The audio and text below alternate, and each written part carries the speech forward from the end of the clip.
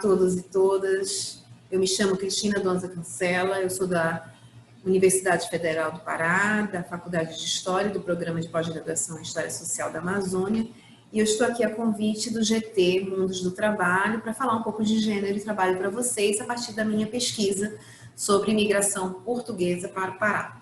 Eu vou compartilhar com vocês aqui uma tela para a gente começar, então, a fazer a apresentação.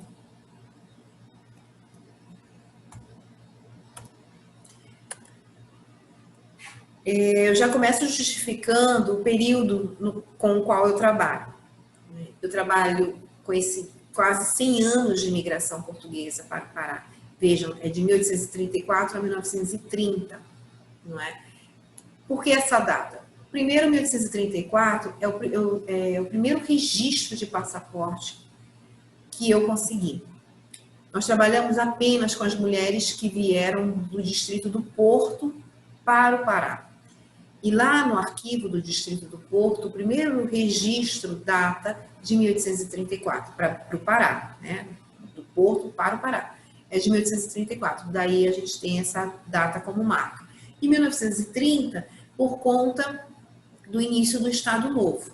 Então, é o momento em que Vargas implementa uma série de legislações restritivas à imigração, porque ele tem interesse em minimizar a entrada de imigrantes para valorizar o trabalhador nacional, que esse imigrante supostamente estaria tirando trabalho, não é,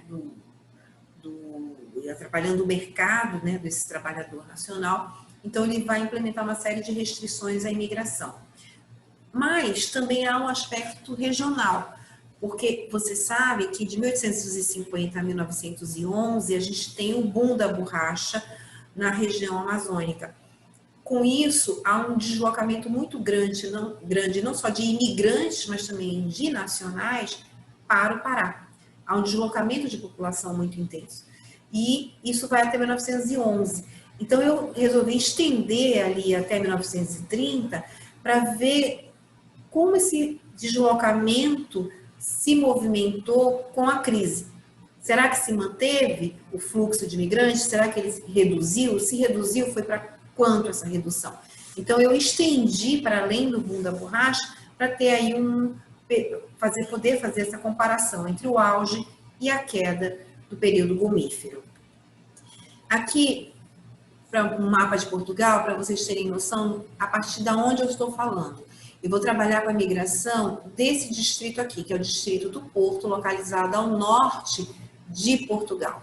Então, ele fica aqui ao norte de Portugal e que é justamente a região mais populosa de Portugal nessa época. É uma região que tem grande concentração de terra, que as relações de trabalho capitalista estão chegando, e essas relações de trabalho capitalista vão fazer com que as terras fiquem concentradas, né? Os herdeiros não tenham mais terra para trabalhar, então uma família de 5 filhos, apenas um vai herdar aquela terra, os outros 4 vão ficar sem terra, muitos deles então vão buscar na migração uma forma, não é, de vida.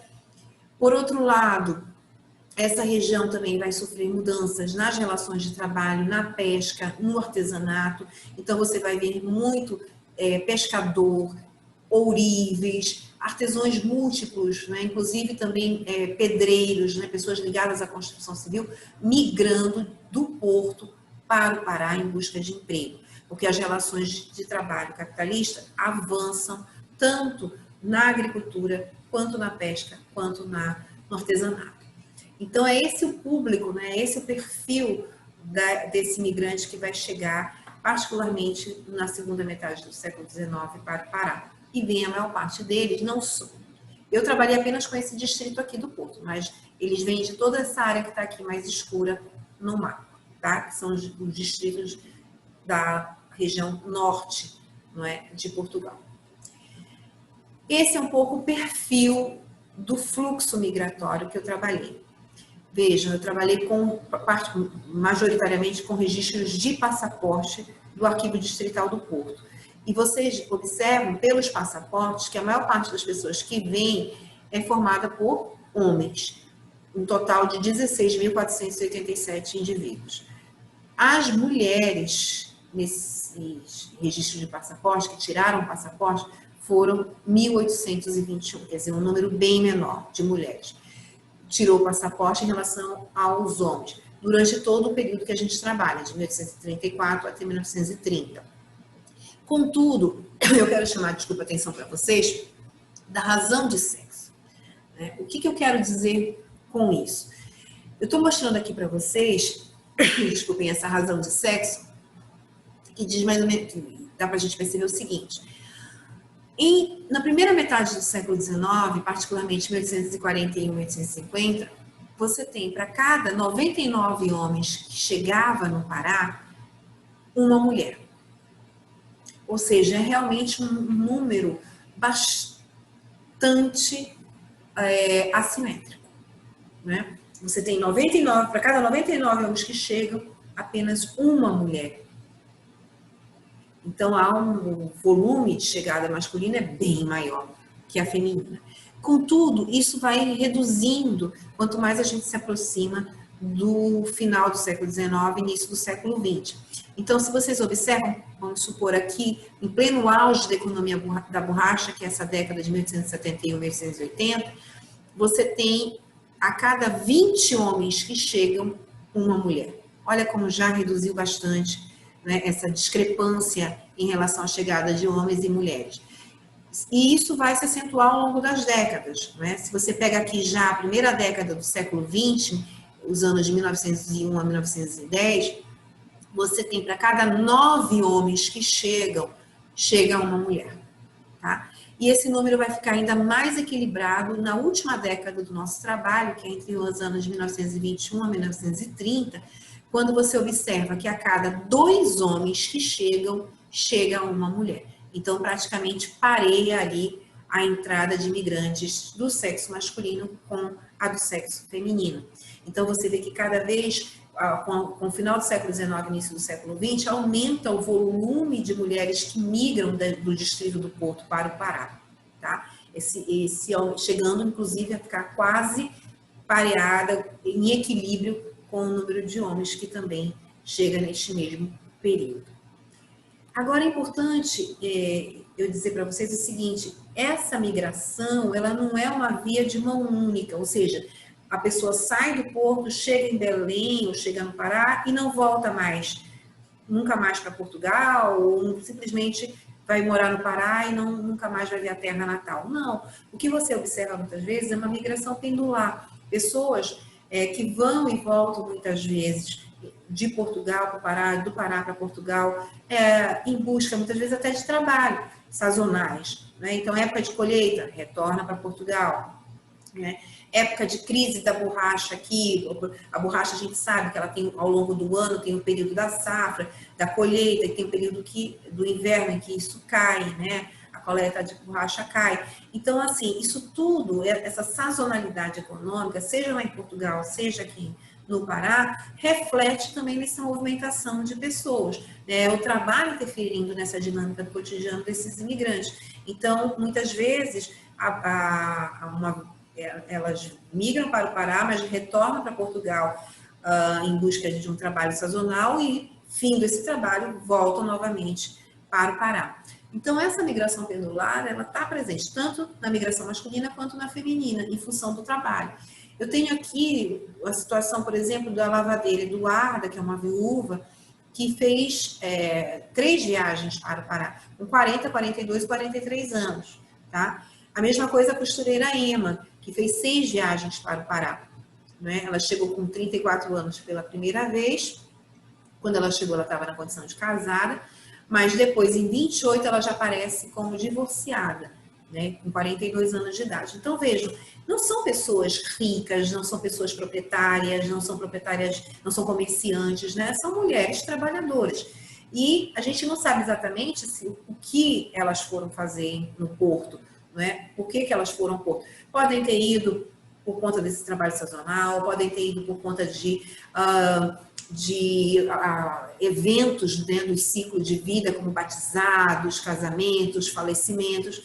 Quer dizer, esse motivo não fica muito claro. Aqui e ali, a gente tem alguma pista que diz para a gente por que essas pessoas migravam, tá? Mas esses foram, que eu arrolei agora para vocês, são os motivos, com certeza, principais desse movimento de população. Mas o mais importante de tudo é pensar que a migração não necessariamente implica em uma saída e uma chegada apenas. Esses indivíduos podem se deslocar frequentemente de Portugal para o Pará e não necessariamente indivíduos com renda, com propriedade, indivíduos da elite. Você tem muitos trabalhadores também nessa situação. Aqui é um pouco o perfil, né, desses homens e dessas mulheres que imigraram pela idade. Eu vou destacar apenas em relação às mulheres. Vocês observam que a maior parte das mulheres que migrou para o Pará tinha entre 20 e 39 anos. É o maior percentual, ficando sempre ali na casa acima dos 10%. Depois dessa faixa etária, vem as mulheres, as meninas, né, de 10 a 14 anos, que tem ali a faixa etária de 11%. Em geral, essas mulheres, essas meninas, vêm acompanhadas dos pais, de um tio, de uma tia, uma avó, né, de um parente. Então, mas é um percentual bastante grande, né? São meninas que vêm, menores, que vêm acompanhadas de algum parente. Após essa faixa etária, são as mulheres mais jovens e ainda em idade reprodutiva que vão vir parar em maior número. Depois dos 40, vejam como há uma queda significativa, 6,8, 4,7, 2,6. Conforme a idade vai avançando, vai diminuindo o número de mulheres que migram do Porto para o Pará.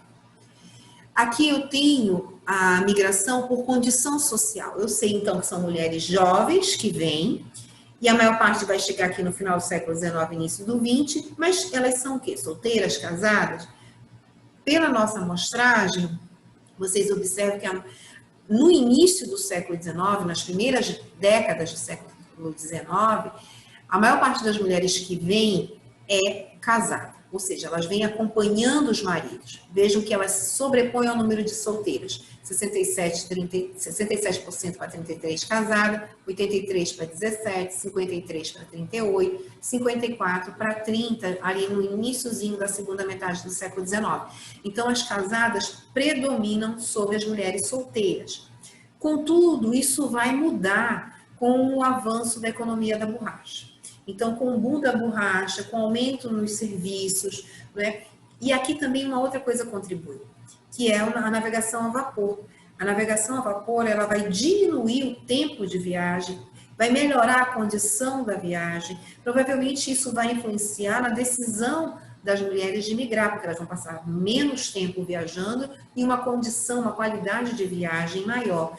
Porque o navio a vapor levava cerca de 15, 20 dias, né, cruzando o Atlântico. E os navios a vela levavam bem mais de um mês, não é? Porque eles dependiam dos ventos. Então, a navegação a vapor também deve ter colaborado, né, contribuído para o encorajamento dessas mulheres de atravessar o Atlântico. E associado a isso, as oportunidades abertas pela economia da borracha. Tanto que, justamente no auge da economia da borracha, aqui entre a década de 1870 e 1880, você tem o aumento do número de mulheres chegando e a maior parte delas vai ser solteira.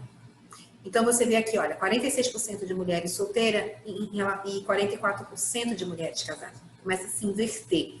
E a partir daí é um crescente. O aumento é bem maior de mulheres solteiras, sempre vai ficar acima, pode não ser tão significativo, mas sempre acima do de mulheres casadas. Esse quadro só vai diminuir, só vai se alterar aqui na última década, quando volta a crescer o número de mulheres casadas em relação ao número de mulheres solteiras, tá?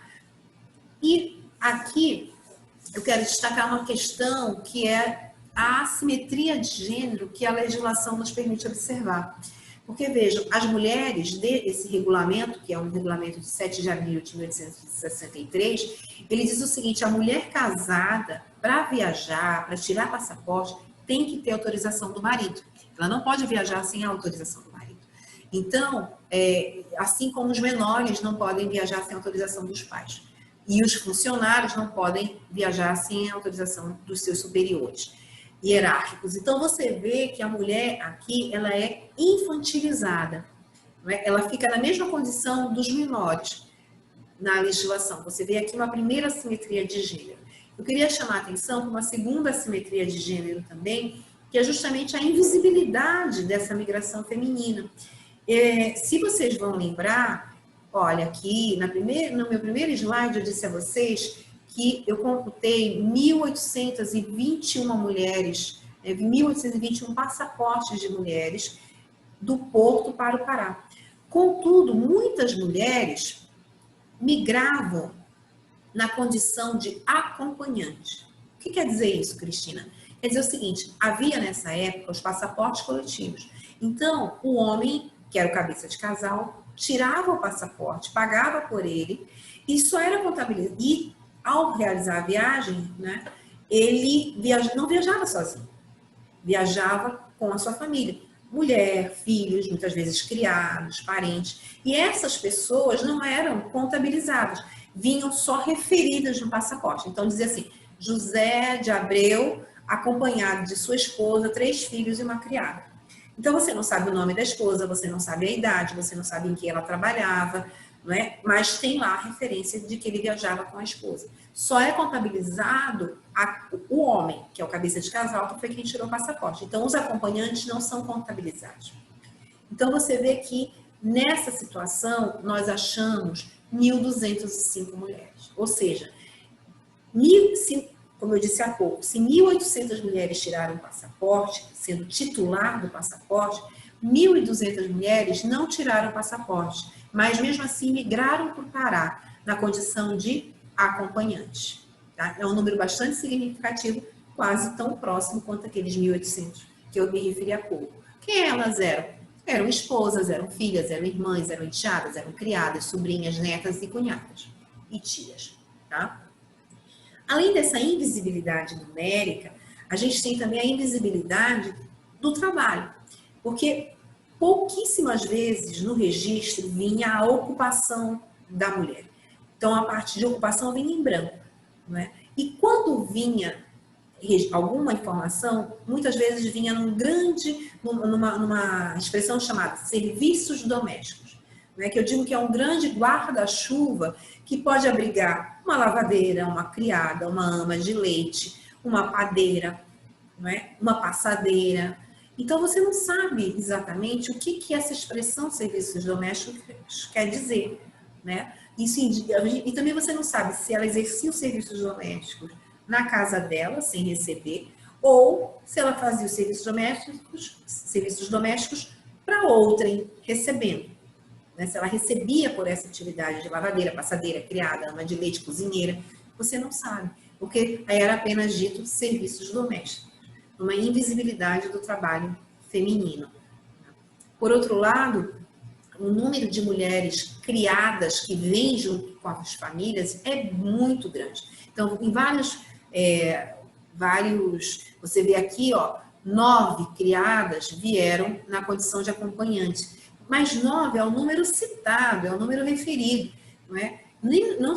Quantas não vieram e nem ao menos eram citadas, referidas no documento. Então, há realmente essa invisibilidade e o trabalho referido, o serviço doméstico feminino, é como se fosse um prolongamento, né? Visto como um prolongamento da natureza feminina. Então, como se a natureza feminina fosse feita para realizar serviços domésticos. E essa naturalização traz também uma invisibilização do trabalho da mulher. Mas você tem o que eu chamo, que os autores chamam das redes sociais, e muitas dessas redes sociais implicam em redes sociais de trabalho. Então, o que quer dizer isso? São mulheres, por exemplo, que vêm na condição de criada e depois de algum tempo elas conseguem morar, né, uma casa, um emprego aqui no Pará e chamam uma parente, uma conterrânea para vir trabalhar no Pará. Então, essas redes, né, de pessoas vão sendo montadas ou através do parentesco ou através da conterraneidade. Né? Então, é muito comum, por exemplo, entre homens e padeiros. Então, eu tenho muitas situações de que homens padeiros não é? Tem uma pequena padaria e chamam amigos da mesma freguesia para vir trabalhar na padaria e moram naquele mesmo lugar. O local de trabalho é o local de moradia. Isso acontece com os padeiros, isso acontece muitas vezes com os ourives e com as criadas, as mulheres criadas. Então, você tem aqui a situação, por exemplo, de duas irmãs. A Alda da Silva Gonçalves, que é solteira, tem 18 anos de idade, é doméstica, ela chegou em 1906 no Pará. Depois de viver um tempo no Pará, você tem a chegada da irmã da Alda, a Heloísa, que também é doméstica, também é solteira, só que é mais velha que a Alda, ela tem 35 anos. Ela chegou em 17 no Pará, né? E as duas moravam juntas na rua São Mateus. Vivendo do que? Não se sabe, provavelmente de serviços domésticos, né? Então, você vê, a Alda morava aqui e mandou chamar, ou a irmã veio, né, para morar junto com ela aqui no Pará. Então, e aí a Alda arruma um serviço para a irmã, provavelmente o mesmo serviço que ela, dentro das inúmeras possibilidades nessa grafia, nessa expressão, serviços domésticos. Então, essas redes sociais montadas a partir do trabalho era muito comum, não só entre os homens, mas também entre as mulheres.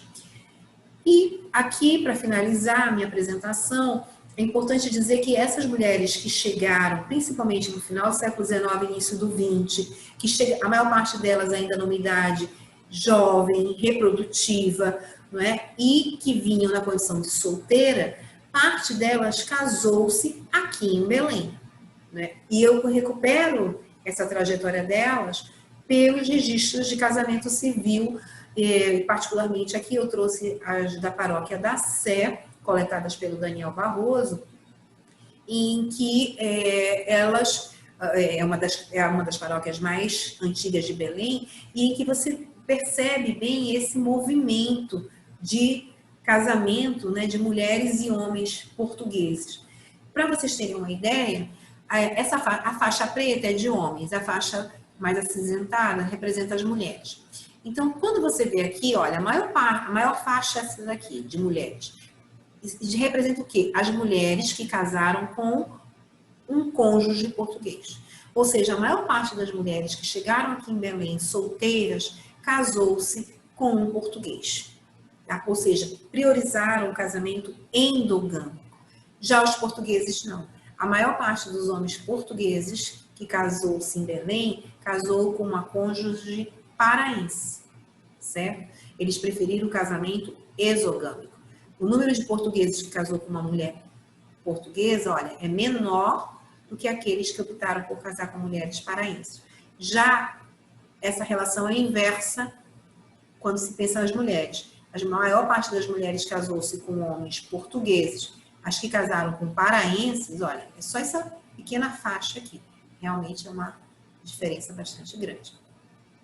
Aqui são as mulheres que casaram com homens de outras regiões, particularmente do Nordeste, e aqui com homens de outra nacionalidade, em particular espanhóis e italianos. Então, você vê que há poucas, significativas, mas poucas mulheres optaram por casar com nordestinos ou com estrangeiros, mas a maior parte mesmo casou-se com os seus conterrâneos.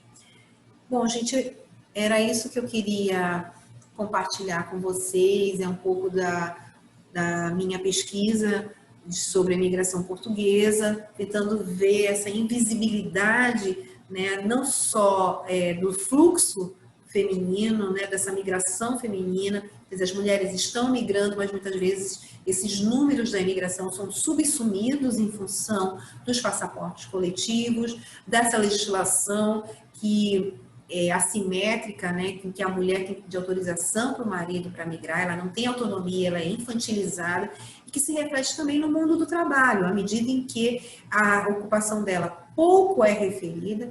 Quando é referida, você tem nesse guarda-chuva, que é serviços domésticos, que a gente não sabe exatamente do que se trata, né, qual é a atividade que está sendo ali realmente desenvolvida por aquela mulher, se essa atividade é ou não remunerada.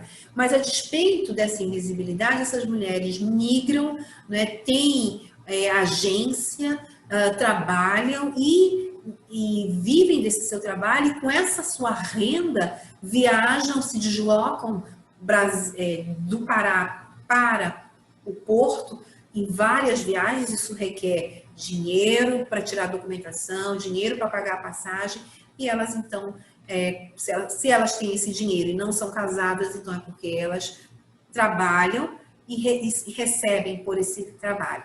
Mas o registro, o passaporte, ele não nos permite muitas vezes saber qual é esse trabalho dessa mulher, porque ele é invisibilizado. Eu espero ter contribuído com essa discussão do GT sobre gênero e mundo do trabalho. Foi uma honra. Obrigada, Alba, pelo convite. A gente se vê por aí. Um abraço.